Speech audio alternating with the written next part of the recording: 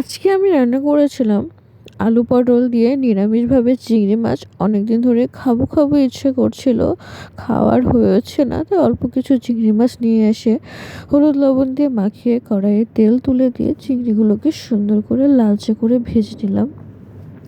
আমি চিংড়িগুলোর মাথা বডি আলাদা করেছিলাম, কারণ মাথা আমার হাজবেন্ড খায় না, সেজন্য। তাই চিংড়ি ভাজতে ভাজতে সঙ্গে সঙ্গে আলু পটল কেটে নিলাম।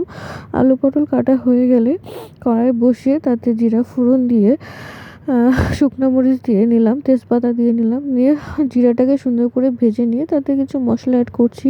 হলুদ, লবণ, জিরা গুঁড়া, মরিচের গুঁড়া দিয়ে ভালো করে কষিয়ে নিব। এবং আমি যখন আলু পটলটাকে ভেজেছিলাম তখনই লবণ দিয়েছিলাম, ভিডিওটা নেওয়া হয়নি।